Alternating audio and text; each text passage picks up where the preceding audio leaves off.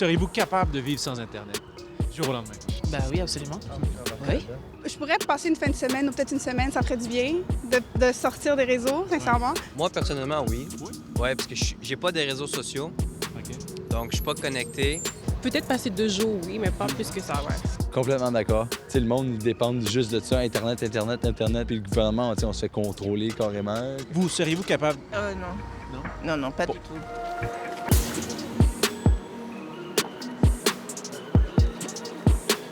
Et si vous étiez citoyen d'un pays où le gouvernement décide de couper l'accès Internet? Est-ce que vous parlez, faites référence à ce qui arrive de l'autre côté de la planète? Ben ça, non. Je pense que c'est comme couper un peu la liberté aux gens.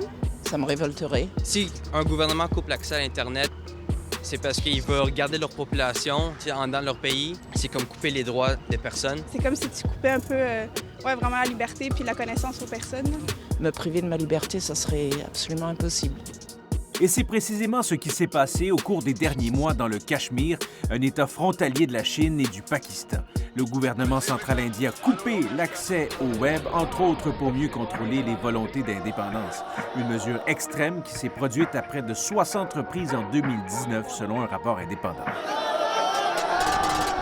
On l'a donc vu, Jeff, il y a des moments où des gouvernements souvent autoritaires sortent l'artillerie lourde, on coupe Internet. C'est souvent un réflexe qu'on voit dernièrement. On l'a vu dans plusieurs pays. On l'a vu dans plusieurs pays d'Afrique. Dernièrement, on l'a vu au Cachemire, en Inde. On l'a vu aussi en Iran. Donc, les gouvernements qui coupent l'Internet, voire même coupent toute télécommunication. À ce point-là. Oui, donc le but de ça, c'est, premièrement, de contrôler l'information. Donc, les gens ne peuvent pas s'informer. Ils ne peuvent pas informer les autres, donc ils ne peuvent pas transmettre de l'information. Et aussi, bien sûr, les journalistes ont de plus en plus besoin d'Internet pour faire leur travail. Donc, en coupant Internet, on isole le pays du reste de la planète. Donc, personne ne peut voir ce qui se passe à l'intérieur. Et même les gens qui sont dans le territoire ont de la misère à s'informer. Donc, c'est un peu un trou noir qu'on crée, là, un vide que ces gouvernements-là créent. Est-ce que ça produit les effets escomptés? Les vides de l'information, ça n'existe pas. Donc, quand il y a un vide d'information professionnelle, de journalistes, de médias, les gens vont trouver des manières de véhiculer des informations. Quand il y a un attentat, par exemple? Exactement. Donc, quand il y a un attentat ou un désastre naturel, souvent dans les premières minutes, les premières heures, on n'a pas d'informations fiables à propos de ce qui s'est passé. Et ce qu'on voit sur les réseaux sociaux, c'est que les gens cherchent quand même à s'informer. Donc, ils se mettent à circuler toutes sortes, souvent, des informations trompeuses, des photos trompeuses, des faux noms de suspects, des choses comme ça. Et c'est la même chose qu'on a vu, par exemple, au Cachemire. Donc, l'Internet a été coupé, personne ne pouvait savoir ce qui se passe au Cachemire.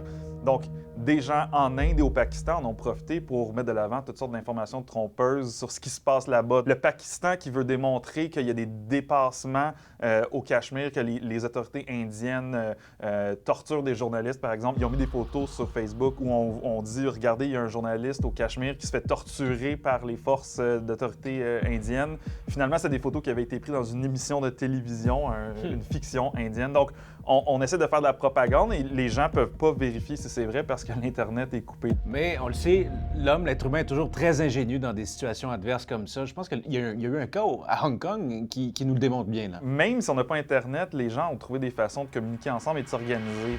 Par exemple, à Hong Kong, on a vu des gens s'organiser en utilisant une fonction sur les iPhones où on peut envoyer des fichiers aux autres sans connexion Internet. C'est juste les deux téléphones qui se connectent ensemble, AirDrop qu'on appelle. Et les gens envoyaient des affiches pour les manifestations par AirDrop. Donc, si l'Internet est censuré, on trouve une manière de faire circuler des messages. Il y a aussi des applications qui existent pour téléphonie mobile où on peut s'envoyer des textos ou des messages sans que ça passe par les réseaux de cellulaire ou Internet. C'est juste des connexions entre téléphones. Par exemple, dans des manifestations, s'il y a trop de gens qui sont connectés au réseau, le réseau plante, on ne peut plus se connecter, ils peuvent trouver des façons de s'envoyer des messages même s'il n'y a aucune connexion. Donc ça, c'est impossible, à toute fin pratique, impossible à censurer. Donc, peu importe les moyens déployés par les États, les gouvernements autoritaires, la technologie étant ce qu'elle est, ça nous permet de contourner tout ça, là. Les êtres humains sont très créatifs, ils vont trouver une manière de s'informer, peu importe la situation.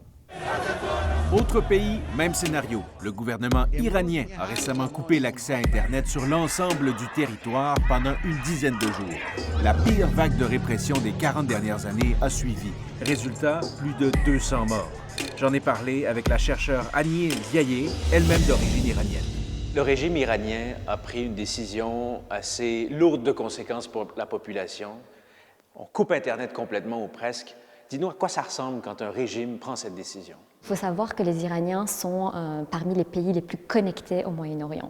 Parce qu'évidemment, étant donné qu'ils vivent dans une république islamique où il y a une censure, Internet, pour beaucoup de ces jeunes Iraniens, reste vraiment un espace où on peut avoir un débat finalement que parfois on ne peut pas malheureusement ni avoir dans la société iranienne, ni à l'université, ni parfois dans une famille.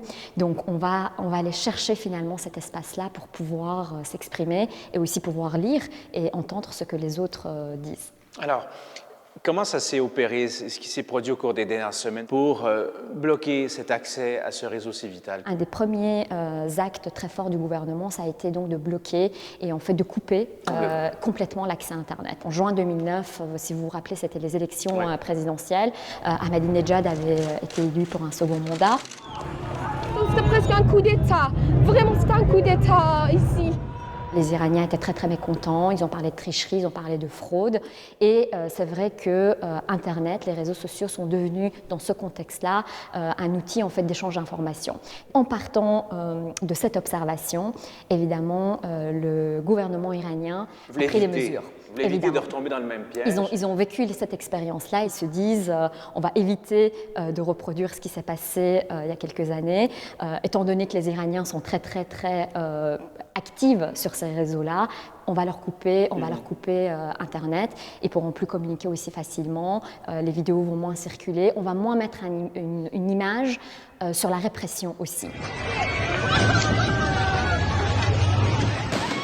Difficile pour nous, en tout cas pour la diaspora et les médias étrangers, de savoir exactement ce que fait le régime, comment le régime réprime ou non la population. Absolument, mais c'était un des objectifs, parce qu'évidemment... Mission accomplie pour le régime. Une mission accomplie, mais je dirais que l'État peut réussir sur du moyen terme à réduire cette population au silence. Sur de moyen et long terme, je pense qu'ils sont confrontés à un mur parce qu'ils sont en présence d'une population très jeune, 75% de la population a moins de 35 ans. Cette jeunesse-là est très au courant des outils technologiques et un État ne pourra pas, en tout cas sur de manière continue et sur du long terme, à essayer de réduire cette population, de le contraindre au silence. On parle beaucoup d'Internet utilisé par la dissidence, la résistance en Iran, mais pour l'État aussi, c'est un outil qui peut être redoutable. Absolument. Aujourd'hui, tous les dignitaires iraniens, le ministère des Affaires étrangères, le guide suprême lui-même sont présents sur les réseaux sociaux. Ils ont leur page Facebook, ils tweetent, comme d'ailleurs le président Donald Trump. Ça permet aussi à l'État en fait de surveiller, de contrôler qui dit quoi, qui fait quoi. Suite à des posts sur Facebook ou sur YouTube, ils ont réussi en fait, et ils étaient très fiers d'ailleurs, ils avaient monté à la télévision iranienne, ils avaient arrêté des jeunes parce qu'ils allaient danser sur de la musique occidentale ou parce qu'ils avaient fait une clip vidéo.